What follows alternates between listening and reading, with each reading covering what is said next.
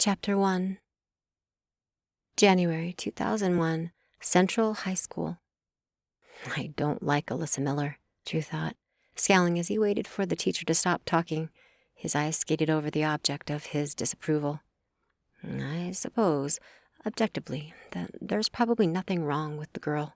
She's certainly pretty enough, with a mane of silky strawberry blonde hair, a heart-shaped face with turquoise eyes, soft rosebud lips, and a slender, waif-like figure.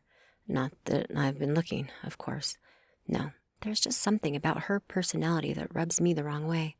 I can't put my finger on what it is exactly, but from early elementary, whenever we had class together, which was often, as we'd always attended the same school, we teased, made fun of, and generally tried as hard as possible to make each other miserable.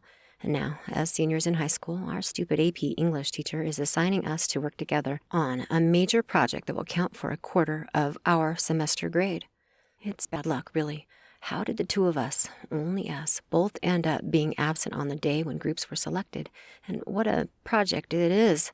Exploring the theater from ancient Greece through the modern era, and our topic is the use of romance in plays. If there was one thing Drew did not want to talk to Alyssa about, it was romance.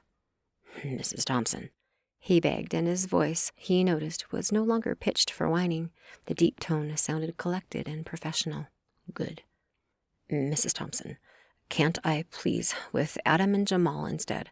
I don't like romance. War is much more interesting to me. So I'll do a better job. You'll see. We'll have the best project in your class, in all your classes, I promise." "I'm sorry, Drew," Mrs. Thompson said, her chins jiggling as she shook her head. "But a group of 3 is too big for this project. I want you to work with Alyssa." "I don't like her," he argued. Though his tone suggested calm, inwardly he raged. "She doesn't like me either. There's no way we can work together. It would be a disaster." She closed one eye halfway, in that "oh, please" look all teachers seem to have. "Listen, Drew, sometimes in life we have to work with people we don't like. Do you think I enjoy the company of every other teacher in this school? The real disaster would be if you two refused to do this project and got a bad grade for the whole semester. You're not changing groups. Make peace with it and get to work."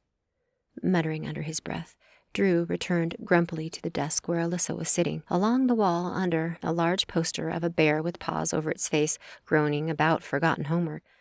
Mrs. Thompson seems to love those kinds of decorations. They dominate every wall of the whitewashed classroom. "Sorry, Miller," he said in a sarcastic drawl. "No, go. She won't let us switch." "Shit," Alyssa whispered. "No kidding," Drew agreed at normal volume.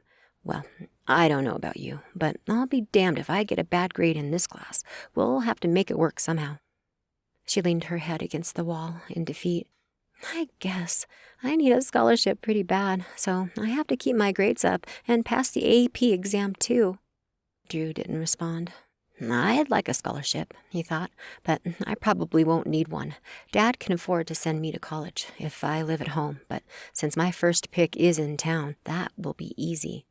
He turned his attention to his nemesis, now his project partner, and considered what the statement might mean about her. I knew Alyssa was a little poor, but she always seemed all right. It struck him how much worse off she suddenly looked. Her clothes are shabbier than I recall, and that cheap makeup isn't doing her skin any favors. A twinge of pity snaked its way through his insides. Uh-oh, I can't have that. It's too much fun teasing her. I don't want to give that up. She lifted her head and opened her eyes, suddenly determined. "Well, Peterson, let's brainstorm. What kind of project do you want to do?" He shrugged, not yet finished being annoying. "I don't know. What do you think?" She frowned at his obvious attempt to push the decision-making back on her, but gamely stuck to the topic, suggesting, "A diorama? I think I have an old shoebox." She began to sketch on the notebook with a purple pen. "No." He dismissed her thoughts with a wave, plucking the pen from her fingers. "That's pretty middle school. What about a commercial?" "What kind of commercial?"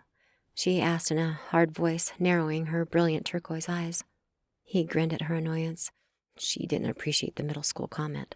Then he stopped teasing her and got down to business.